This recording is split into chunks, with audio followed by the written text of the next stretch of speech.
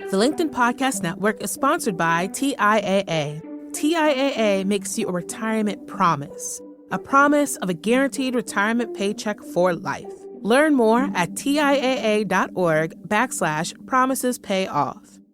LinkedIn presents.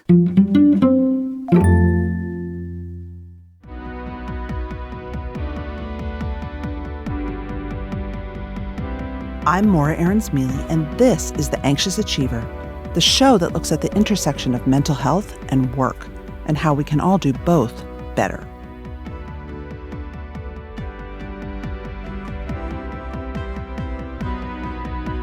Today, we hear perspectives from two very different entrepreneurs.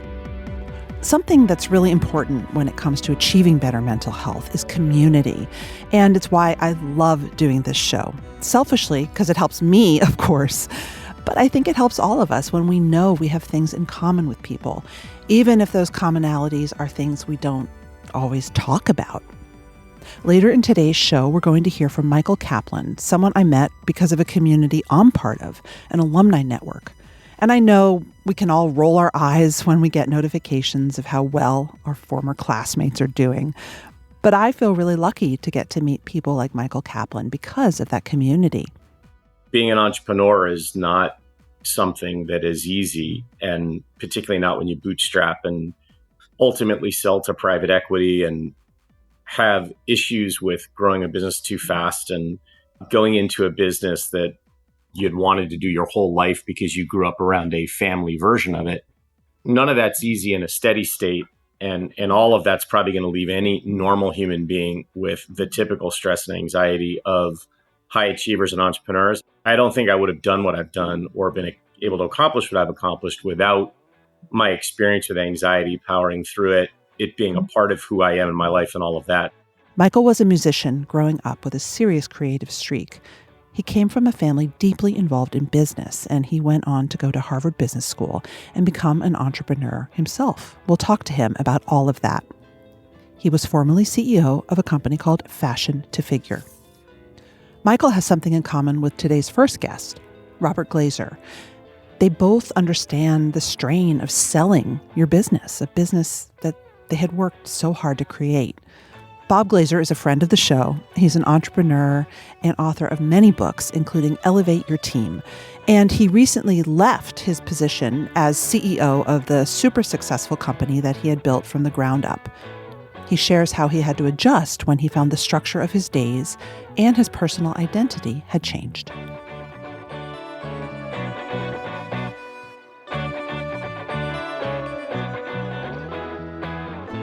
We were talking a while back, and you recently stepped down as CEO from the company that you built. Yeah. And you reflected that this was something that had made you, I think you said, anxious. Yeah. And just have a lot of complicated feelings that you weren't expecting. I think some of them I was expecting, but still maybe not ready for. I had talked to enough people who had transitioned their role, sold their business, other things to know that I think it was a lot harder than people saw. I mean, there's a whole group of people, even separately, have sold businesses and they're pretty unhappy. And I know no one wants to talk about that. It seems like a luxury, but I've been in those groups and I've been in those discussions through some of the organizations I have. So I think I was sort of ready for that. I don't think my body and my brain were on the same page. So I had been going, 100 miles an hour for a decade.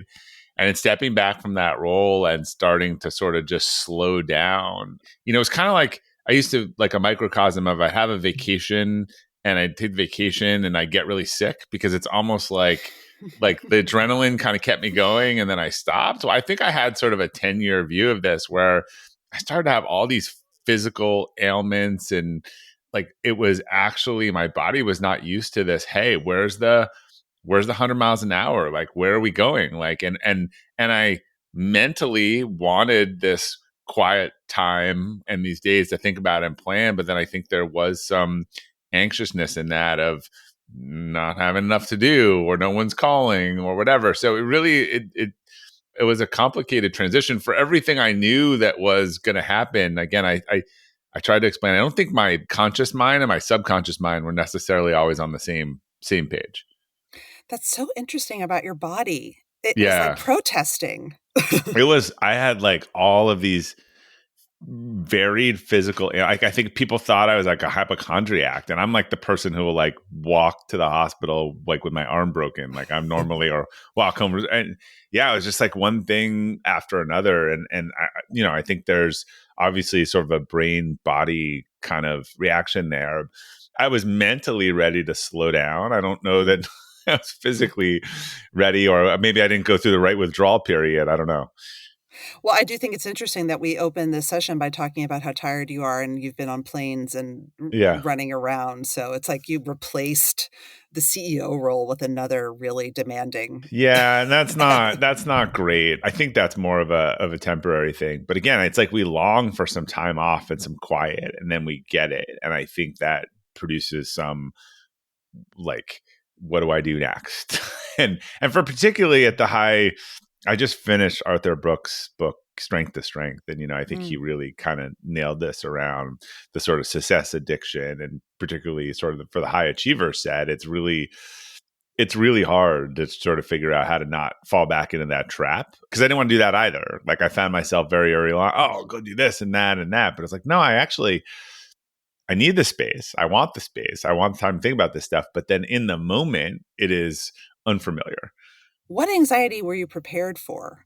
You said you were prepared for a lot of the feelings that founders feel. Yeah, I had heard the word platform a lot. I was, an identity. And I think it was prepared for like, you are not the CEO anymore. That is your identity. You lose a bit of your platform. Like, I was kind of all good with that. Like I said, I think in my conscious mind or mentally, but then I think the space on that, or explaining to other people, hey, like, what are you doing now? And I'm fully comfortable with what I'm doing. But the question and that was asked was kind of like, I think you could take that as a, not you're useless, but like, what's your function these days? You used to be, people would, are you retired? Are you this? And I found myself trying to justify. I'm like, I just wrote a book. I'm doing this. Like, I'm still involved. Like, yeah, I found myself trying to justify to other people, because I think it's it is definitely a self-worth thing. So I was more comfortable with it, the consequences directly, but then explaining them to others, I wasn't totally prepared for.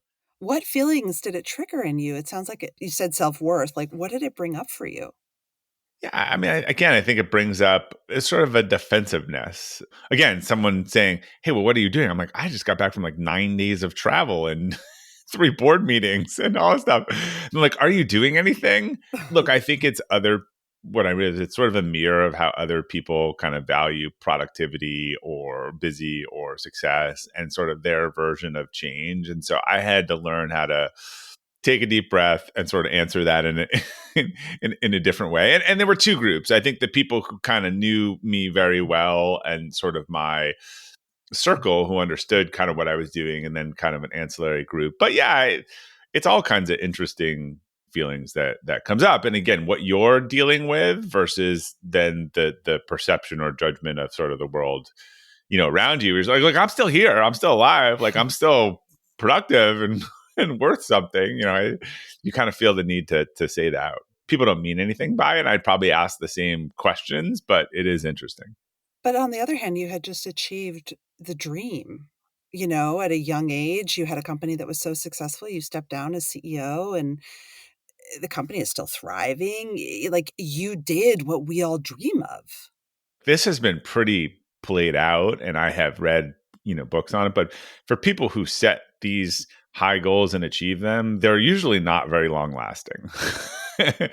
You get to the top of the mountain, you're like, all right, that's nice. Like, what mountain am I going to climb next? I think that becomes a trap that you need to pay attention to. And I think I had to spend some time thinking about how to not look at it that way, or not jump into the next thing. I've read more and more articles on this, just how it's so not long lasting.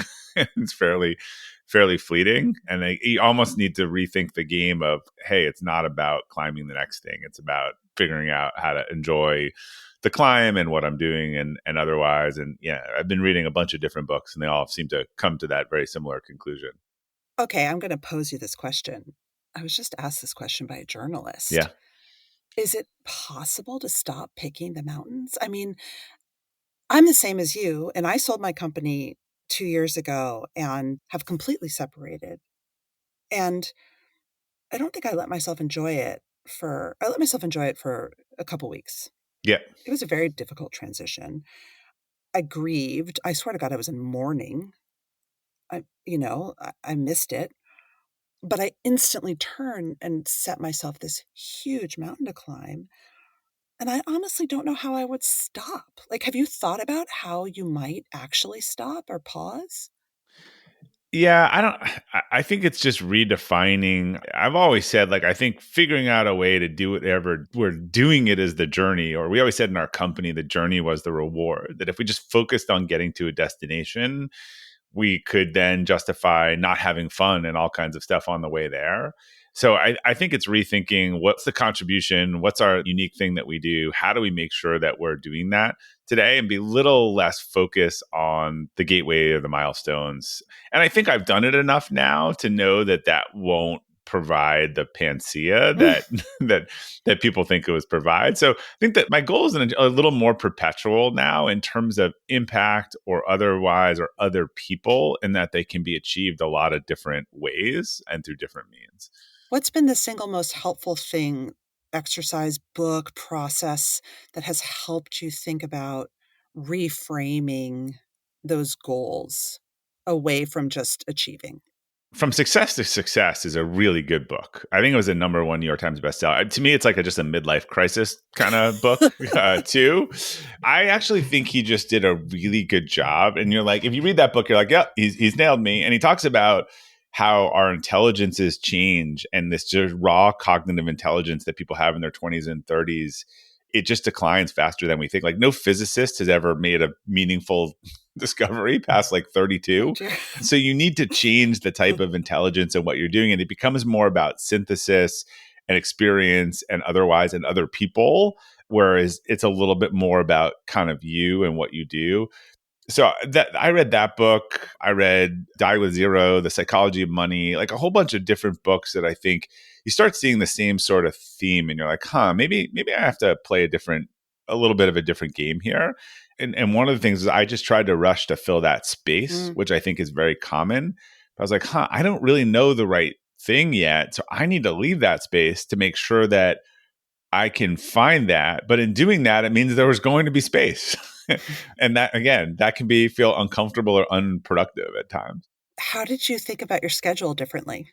Yeah, I always use kind of schedule blocking in terms of planning the big things first. I think it's sort of the rock sand analogy. A lot of us sort of put the sand in first and then try to get the rock. So I try to look at my kind of goals and commitments, and that could even be family. Like a big part of my goals last couple of years has been family or times with each of my kid and those trips. And like, do I have these things on the calendar first and then filling in the other things, but also just like scheduling free time, which is something that's, yes, not necessarily something that, good for me. I mean, I need it. I've been looking, one of the things I've been looking at as a proxy of health is this kind of HRV, heart rate variability. And like, I can see the difference between being outside, talking to people, spending time with people, and being on Zoom and being on plane. I mean, the data is actually pretty clear on how both of those things affect me physically. I mean, I just went to my 25th college reunion, and after the day of talking to people all day, it was the highest heart rate variability I had had in like 5 months. It was just very interesting. Wow. Yeah. Did you talk to the people in your life and ask them for help or tell them that you might be feeling weird things and give them a plan to help support you or talk about it? Yeah, I mean, I talked to my wife and my family and some coaches and different people. I think different people in different realms. And I'm really lucky to be in a lot of these business forums where it's almost like group therapy in terms of having really very open, honest discussion. So, look, I talked to people who also had been through similar things because I think that's the most helpful. And, I heard a lot of similar stories. Yeah, varying degrees of discussions and talking to people and looking for solutions and telling them sort of where I was. And again, trying to figure out, like, am I just getting hurt a lot, or like is my brain trying to tell my body something? Wow. Like, when did the anxiety hit you after you had stepped down? Like, was it during the day or was it over certain things? Like, what form did it take besides being in your body? I think it was sort of night, particularly over the winter when I'd be less likely to be out and doing something. And again, there weren't all those emails and things for me to do. And it was just sort of like, felt like, what do I do? I'm used to like, no one's home tonight. And I'm used to like, I just jump on email from 6 to Oh 9. my God. I don't think I realized how much of work was just always there and for me to jump into and kind of an easy out. And I think sometimes in looking at the schedule, it's a weird in between. If I had a day that was over scheduled, I'd be like, oh. And if I had a day that was like under scheduled, I'd be like, oh, like, what am I going to do tomorrow? So I think people that are making a transition are used to being busy and need the space to help really figure out what's next. And then when you take that space, it feels really weird and it feels like you're not productive and you're not doing anything. Yeah, I think that's interesting. And all the data on sabbaticals show that you just need time to like settle into it. Yeah, there's an unwinding period. And then there's like, right, I've seen that too. And even people when say they take a vacation the first 3 days and then they get into it and they come out of it. So I think it's like any transition. But again, from the sort of achievement standpoint, like I'm not going to run to fill the void. I'm not going to run. People say, oh, do you want to be on the board? Do you want to be an advisor? I mean, my inclination is yes, yes, yes, yes. And then I'd realize like, oh, I'm going to be fully booked in no time again. It's exactly what I didn't want. Are you going to write another book? I've written another book. Yes. What? I've already written another book. Wait, I'm sorry. What? This is a book I wanted to write. It's very different. I wrote a parable. So I really wanted to focus on something around the concept of core values, which has been really prevalent in a lot of my writing, but thought it would not make a really interesting book. So I thought the way Patrick Lencioni and some other people had kind of done the show, don't tell. And my daughter had kind of challenged me. So I worked on a fiction book, but I actually stopped working on it. I decided no concurrent books. So I actually stopped, just put it down for 4 months while I launched my book, which is something I not have done in the past, where again, I'm turning something that's good into something that becomes overwhelming. Right. And so now I've actually just picked it up and I'm dusting it off after having not touched it in 4 months. So that's somewhere where I got a little better learning from my mistakes. My last question is just, it's really about connecting with your childhood and your youth. Yeah. Like, as you've talked about this and sort of the success to success and the addiction I think we feel to achievement, like, did it bring up times in your youth where that was you? Has this been a lifelong pattern? No, this is I've talked about this, but most things run deep, right? You're running for or against. Mm-hmm. This is the opposite. I was a dramatic underachiever for most of my life, which then led to overachievement, which then, so this is it's a whole different cycle. I think, trust me, no one ever in my high school or whatever, called me an overachiever. And so I think for me, that was a lot of what sort of drove me when I figured out that, I just didn't do really well as sort of an ADD creative kid in the traditional classroom and curriculum. And once I realized that I love to learn and all the stuff that people told me to stop doing was actually like the stuff that I was really good at. And then I ended up kind of being the strength of my career. So again, I think part of that's we all overcompensate. So it's trying to find the middle ground there. That's so interesting. Do you think you fit into some of the ADHD, like entrepreneur magic? Like there's so much research on this, right? That when... Yeah, I have ADD. Yeah. Yeah. I don't think actually I have HD. I'm a little strange in that I'm very organized. I think it's a coping mechanism that I developed very early on, but like for someone who's pretty creative and otherwise, I have like systems and files and all this stuff that kind of keep me on track. I email myself like 30 times a day because I know that like most of my emails from me, because once the thought goes by, it won't be back again. Yeah. Thank you so much, Robert Glazer. Thank you, Mara. Always a pleasure.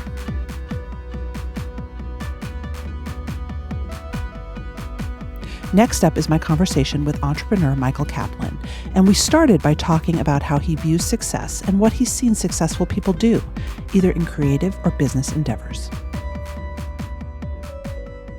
I think the successful artists or the successful entrepreneurs or the successful people that, get through anxiety to accomplish those, they keep modifying what is it that I'm going to accomplish? Like what is it? How is the vision going to adapt, change, and evolve?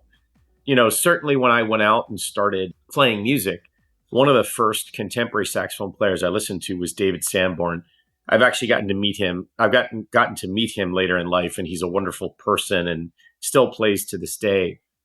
And so obviously when you're, 12, 13 years old and you listen to an album of somebody like that, you immediately get the vision and very vivid visual in your mind to, I want to emulate that. I want to be that. I want to be that person. But then as you start out on the road towards that, you're recalibrating all the time based on, your own practical experience. Now, it's the same thing in entrepreneurship. I mean, everybody asks me at a time in my business school class, a lot of people that didn't go into entrepreneurship or didn't make it would ask me, because my first business was a 17-year venture. It really only had a significant change when we took in private equity, which is a whole other experience that wasn't a great one as an event. And it was a wonderful learning experience, but it was certainly a venture that I wanted to do the rest of my life. And I grew up around a really large business. Yeah, tell us about that. Tell us about growing up in this business. My great grandmother was a woman by the name of Lane Bryant, who in the 1890s invented, I guess at the time, which was called special size shopping. The company, has become synonymous in the 20th century with, I suppose, the equivalent of big and tall men's clothing, but, larger women's clothing. All through the 20th century, it was the dominant player, really the only person that did that. My dad and my great uncle were the last leaders of the company that sold the business out of the family. It was a big public company. I mean, we had hundreds of stores, and I grew up and was in a situation where as a child, you don't know anything but what's normal, anything but what you're shown. What I was shown as a kid was that, we always got off a plane and did a store tour, or, I went on a play date and went to the nearest store to get picked up. And, I just thought that's the way everybody lived. I just thought everybody had, stores in every city in America, and that, everybody had this brand because, obviously the family history is an interesting, great thing. But I mean, I was born into a big public company that my dad was giving shareholder meetings at and practicing, ironically, and funny memories of him practicing his shareholder meetings to me and my brother, who were little kids, because he felt that if he could give it to kids who would laugh at him, it would be good practice for the shareholder meetings. But growing up around that, I only ever wanted to do that with my life, and get back to what the family business was. And not because I really understood more anything that the business did. When I saw the business, I didn't really understand clothing or sizing or, sourcing or globalization. And the thing that impacted me wasn't what the company did. What impacted me was seeing and experiencing the feeling that the consumers and the associates at the company had. We would walk into these stores, and it was really clear that the community that the store would develop of consumers and people that were working there had such an appreciation for what we were doing, what we were building. There was a tremendous gratitude. And I just ended up growing up with this incredible feeling of responsibility to continue that. I mean, there was, 10,000 employees and tens of millions of consumers over time that came to rely on this brand, for their livelihood and their products. And that just became something that was a very meaningful thing. When I went into the business world after the company was sold and I started my journey, and I came back to objectively and critically and analytically looking at this market opportunity, the inclusive size clothing market in the United States is, the only growing segment. It grows at 19% a year. It's 85 million American women. It's $80 billion market. And it's very not well served and underserved because of the specialization needed. So when I came out of business school, I had an opportunity to go into the market. And again, it's one of those things where my reference point was, my family's public company that was the market leader of the space that my dad ran with thousands of people. That was the vision for now what was, decades later, starting a new company. When my brother, who was my business partner at the time, and I rented a store in a shopping mall and we ran it ourselves for 15 hours a day, you couldn't get any farther away from what I grew up around than that. like we ran the register, put in the cash register system, the technology. Why did you decide to do that? Like, you didn't have to do that. You could have probably become an executive at Lane Bryant or whatever, or gone on Wall Street or done whatever you wanted, right? I was very fortunate with a lot of mentors and people growing up that I did go to Wall Street when I left Brown. I had a second job at a venture capital firm where the founders of the firm were really wonderful to me and taught me about the opportunity, the financial upside of starting a business. And I think the opportunity of seeing how businesses were started was what I actually tied to what I felt growing up. Even though the Lane Bryant business growing up was a really, really large business, it was still a family business. It was still something that was, our blood, sweat, and tears. It was everything. It was all consuming. It was my mother's family's business. My father actually had been hired when he graduated from business school himself. And my mother got married and he became the president of the company. And my only point in all of that, is that it permeated everything. I mean, my mother's parents were actually friends of my father's parents, and they lived across the street from one another. And it was sort of like parents saying, Oh my God. you should hire our children. I know your business needs good people. So it permeated literally everything about my own life, family story.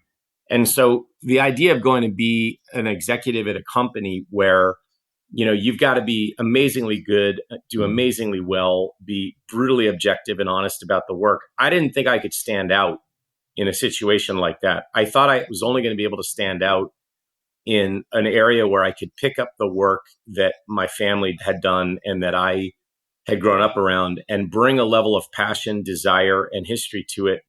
Nobody else on the planet has that. And for better or for worse, that's just where I have a uniqueness. The LinkedIn Podcast Network is sponsored by TIAA. In the last 100 years, we've seen financial markets swing, new currencies come and go, decades of savings lost in days, all showing that a retirement plan without a guarantee, quite simply, isn't enough. So more than a retirement plan, TIAA makes you a retirement promise. A promise of a guaranteed retirement paycheck for life. A promise that pays off. Learn more at TIAA.org/promisespayoff. So let's talk about your anxiety. I mean, were you a kid who had a lot of anxiety?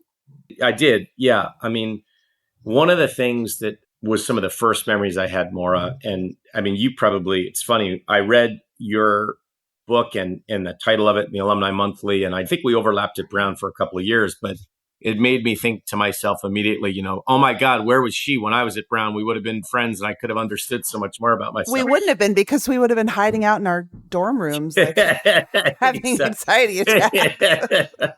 I think that's totally right. And that's yet another example of the image being different than reality. Because of course you learned all of this since then. Yep. That's what the dreamers do, is they cook up these, visions of what could be. And it, of course, has nothing to do with reality, because you're absolutely right. We probably would have been huddled in a room. I come from a family of incredibly high achievers. That probably lends itself to being, a very high strung overachiever, tightly wound, driven, very type A person to begin with. I think when I first learned anxiety I vividly remember being 4 years old as a kid, and I woke up in the middle of the night and I couldn't walk right. We went to doctors for about a year, and I had my leg put in a brace for a year because I had what was called Legg-Perthes disease. The disease is one where your hip doesn't grow into its socket properly. And so as a result, at some point, your legs are not the same lengths. And so I remember we learned that there was a procedure I could have, and they would put a metal plate in my hip and I'd be in a wheelchair for a year. And I started kindergarten. In kindergarten, I was in a wheelchair. And that's when I began to really learn how to be anxious, because with this metal plate in my hip, if I was in the wrong position at any time, the metal plate would rub up against the bone in my hip, and it was excruciating pain. And I remember getting fearful of that pain happening and being on my own in school in this chair, being stuck there without my parents or people to be helpful, and getting very fearful that I was going to experience pain like that during the day and nobody would be able to help me. And it was a very stuck feeling. It was a feeling of being stuck. And, that feeling, thankfully, went away and subsided over the years as I got over this injury and my legs grew to the same length. And, it's funny, I actually played football at Brown. Really? Some of my closest friends are the guys that I played with, but they actually really played and were great athletes. I mean, I simply was just on the team for a couple of years. I was really no good, and I couldn't even compare to all of them. But because of that experience as a kid and because of how anxious it made me, I just was so happy to be part of it. And that's one of the things that anxiety can do, and experiences like this that create it can do.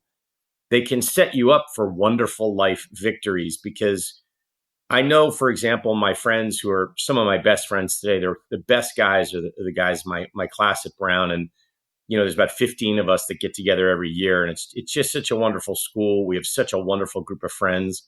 It's just such I mean, I hate to sound cliche, but it's a real blessing in life that we have a text chain and we're all together all the time. They're wonderful people. They, in my position, would have been very disappointed not to have certain collegiate athletic careers, because they were stars, from the backgrounds they came from. They were there to make an impact on the program, and they ultimately did. I mean, they were one game shy of winning the Ivy League. When we started at Brown, the team was 0-10. But in my case, one of the things that anxiety, I think, does, which I would share with everybody, is it allows you to be appreciative of the little things. And for me, just being out there when I couldn't even walk as a kid, and just being friends with these guys, is a wonderful thing. And not being anxious in a place where you can play Division I sports, and not being concerned that your leg is going to cause you excruciating pain, is actually a wonderful thing when you have that. The thing about anxiety, I don't know if you've experienced this, Maura, but I remember reading in school one year Aristotle's book on ethics, and he's got that saying, nothing exists without its antithesis. When anxiety, the antithesis of that is great calm, and that's a wonderful thing. So, anxiety is not all bad. You can achieve and appreciate some wonderful things when you have it.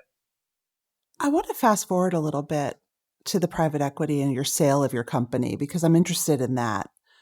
And I'd love you to be as open as you feel willing to, because I think listeners are really interested. Like, a lot of us think, like, what is private equity? And when you sell, isn't it supposed to be the happiest moment of your life? And Right. So can you set the scene for us? And I'd love to hear about it.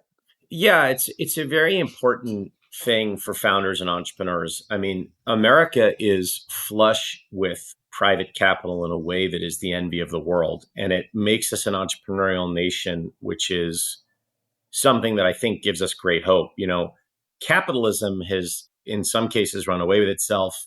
I was never good enough on Wall Street to even understand what that area is about. But, I worked there for a couple of years, so I can't really speak to that level of capitalism. I do know that, with my family's business, it's a wonderful example of capitalism where, there's incredible upward mobility in the ranks of people. There's employee stock ownership, there's child daycare, there's creating wonderful products, there's, creating ecosystems within the company of producing the product that touch different countries and different things. And that all can happen now in ways that it didn't happen for my great grandmother, because we have this incredible private equity system in America where, whether it's venture capital or growth equity or mature private equity or now family offices or special situations, my great grandmother's story was one where she literally pawned a set of earrings for a sewing machine so that she could make ends meet for her and her 1-year-old child, because her husband dropped dead on the street. What? Was she an immigrant, or was she She was. She was. Yeah. No, my great grandmother came in the late 1800s to America. She, learned how to be a seamstress. Then she met somebody and got married. They had a child, and the person she married died of tuberculosis. She moved in with a sister with the 1-year-old and was making ends meet as a seamstress. She couldn't get a sewing machine in addition to her sisters. So her husband who dropped dead left her a set of earrings. She pawned them for a sewing machine. And then I guess a woman came in one day and said, Mrs. Bryant, if you figure out how to make a dress for the pregnancy that I'm about to have, I'll pay you a little extra. Her attempted innovation was putting an elastic waistband in the dress that would expand as the woman expanded. And she called it slenderizing fashion. Because I guess at that time in the 1890s, women in their second trimester or on weren't, I mean, this is how sad society was at the time. It's still got terrible problems, but this is even more draconian back then. Women who were pregnant past a certain point were not meant to be seen publicly. It was quote unquote unseemly. Right. You're confined. Yeah. This was a dress innovation that could mitigate that. And she, like all immigrants at the time in the Industrial Revolution, she was smart enough to patent the idea and is credited with creating the maternity dress. And that's amazing. I didn't know that. Her second husband had an engineering background and really could take kind of like a cookie cutter widget type approach to that business. And, they grew it and they had an incredibly successful business. They took public, literally in the Great Depression in the 20s. They, obviously had a 10-year-old business when the horse and buggy was invented. They shepherded through World War I, World War II. I mean, a lot of incredible things of that company. And it's still obviously a brand today that does close to $1 billion and is a main provider for people. But getting back to private equity, the thing that is advantageous for my generation versus that kind of story is somebody like me can grow up with a dream inspired by that story. And there's capital markets now that allow you to entertain recreating that, which is what I did. So what you did when you first started the business or more recently? All the above. All the above. Mm-hmm. When I first finished graduate school and I had an idea for making a more progressive retail store and store environment, there was angel investor type capital because that's become normalized in America. There was angel investor capital that was amenable to underwriting my idea. And I remember the first couple of people who did that were people who had offered me jobs otherwise. And, there's one guy who's gone on to be a very successful CEO of an investment bank that he just sold actually. And I remember him saying, and this is a normalized thing now in terms of the capital world. I don't think it has been, over when my great grandmother was alive, but he said, you want to do something with your life that's not just a job, but it's going to be something that's an incredible passion for you. So I picked something that was a passion. And then there were people like him and many others who would underwrite that entrepreneurial idea. Like that's really called seed capital nowadays to get an idea up and running. Our business was so successful, Maura, thanks to the people that I had working with me. We were so successful as a progressive store. And, for 10 or 12 years, we opened in 4 states in the Northeast. I guess not really the Northeast, Mid-Atlantic. Maryland, Pennsylvania, New Jersey, New York was the first kind of rollout that we did. We had a wonderful store experience that we provided, just like I grew up around, for both the people that were working with us and the consumers. But, one thing I would advise people as it relates to growth capital is you really should know what your own goals are, what your plan is, and match that with the right capital provider. I really was frustrated. We had a great business, a very nice homegrown bootstrapped business, meaning that we weren't very big. I think we were like $15 or $20 million at the time.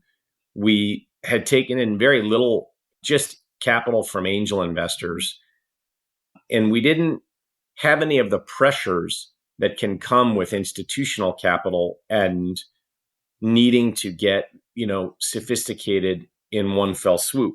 However, I personally at the time, and I think this is an example of one of the times I wasn't very emotionally intelligent, I was frustrated with the fact that our $20 million business wasn't like the $1 billion business I grew up around, because that's what I was after. That's what my image was. That's what my vision was, is I wanted that. Did you feel like your self-worth was intertwined too? Like there was a piece of it, like you felt like you had to create something as big? Yeah, I did. I think that's a really interesting observation you just made. I don't know that I could have said it as elegantly as you just did or concisely, but I think that is precisely the point, is that I thought that I could be doing more and should be doing more because I've seen more. And I didn't value it. I think you got right to the heart of it. And, it's sad for me because, I was in business with my older brother who did a very different thing at the business than I did. It was a real challenge to be brothers in a business. However, if I could have avoided the issue you pointed out, I think it would have made that relationship easier because he did appreciate what we were doing. He really did appreciate. He didn't have any of the delusions of grandeur that I had, which is, we had $1 billion company and we need to create one. He just was doing the work.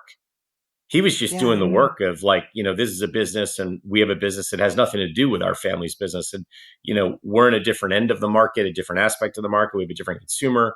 It's 130 years later. It was a whole different thing. And look, I do think it takes a dreamer like me, but it also takes grounding like him. Yeah. And, we had that. And frankly, if we weren't brothers, those were the perfect skill sets to bring together for the mission. But as a result of what I felt strongly about wanting to do more in terms of the size and scope, I had started cultivating relationships with a lot of growth equity firms. And there was somebody that I had gotten to know over the years that was very nice to me, very nice person, very smart person, who was a year ahead of me in business school. And he was going to create a new investment firm, which made the ability to do a deal with us in our business quite malleable. In other words, it wasn't a firm that had been established for decades where there was a pattern to what they did every time, and that's what their constituents wanted them to have. So it was, very nice experience, very smart people, and a good investor that made some of our angel investors, 5 times their money. But I rolled everything that I owned into the deal because, again, to your point of self-worth, I was like, I'm headed to nirvana here. So this is, everything's on the way to this, big end goal. And one of the things that happened is I said, now that we have capital, everything that I've always been frustrated we didn't have for 12 years, an ERP system, a better website, a whole new generation of people, a bigger scope in what we do, becoming vertically integrated in our manufacturing for a product, setting up stores in 4 or 5 other states at the same time because we know that model. I went and I put a plan together that said, I want to do these 12 things. Now, given the experience that I've developed today, any investor or any operator or any board member ought to be able to say to somebody, never do more than 2 things in a year unless you will overtax the organization, you will break something. Right. You need to do 2 things a year in order of importance. So I had a lot of people around me, the investor, I think included. I think the investor probably would admit this, that, they helped me. It's all my responsibility. I mean, I was the leader of the whole thing. It's all me. It was all me, but nobody stood in the way of me taking on way too much to the point where we got the company way out of the success that it had grown up with. So just certain things like we had launched every single store with a 90-day period where the founders were in stores. That stopped. We got away from training programs. We got away from the way that we had curated product and sized product. We all of a sudden changed it in one fell swoop. We began expanding the scope of the operations and inherently distracted people that had done and been very focused on one thing that were now doing other things. So frankly, I think if it had been a widgets business, we would have broken. It was just too much. Yes, way too much.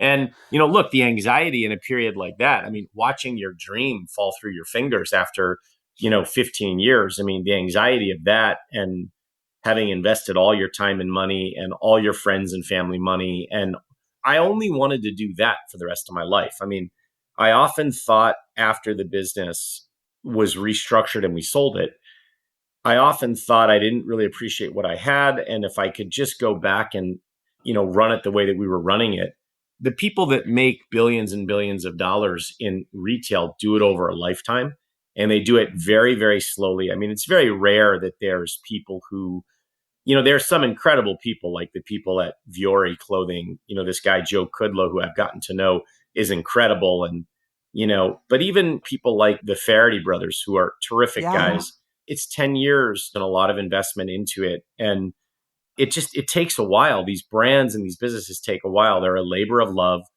There's a way to succeed even in today's landscape, which is what I'm doing now with another concept in plus size, to utilize all the experience and all the lessons that I've got. But I guess the epilogue of capital, and as it relates to anxiety and stuff, is I think when you're an entrepreneur, it's never too early to start the lessons, but you really should understand the goal of where you want to get to and match it with the right capital provider. Because even though the capital provider I had were really nice people and they were, good guys, I mean, there's a lot of companies that they've been involved with that haven't worked as many that have worked. And they needed certain things that I wasn't really aware of at the time. Any investor has customers of their own, which are their limited partners. And you as a company now need to adapt your norms to what they need to report to their customers. And so that better be part of what you want on your journey as an entrepreneur, or else do it another way, or else go to a family office or keep bootstrapping it. I mean, I was really, really lucky to know a friend of mine introduced me to the founder of Crate and Barrel, a wonderful, wonderful man named Gordon Siegel. And he said to me, look, I built Crate and Barrel over 40 years because I never took an outside dollar. It was all my money. I leveraged this, I leveraged that. And I don't know that he did that because he was thinking, this is the way I want to grow it. And as a result, I need to match the capital to it. But I would say just match all of the audiences to the plan and goals you've got. Because if you were like me and you're setting out to run a business that you only ever wanted to do for the rest of your entire life, then forget about comparing yourself to other people. Forget about, as you said, investing your net worth in the business, and forget about taking professional capital who in 4 years needs a return, needs you to actually do something with the business, unless you want to go play that game. As you're starting something new, it sounds like you have a lot of sadness and grief around this. I'll tell you, when I sold my very small business, not a comparison, I mean, everything you were just saying, I feel. I had a beautiful utopia, and I thought that if I sold it, that better things were around the corner. And, it's something that it's taken me years to work through in therapy. And sure, it's hard.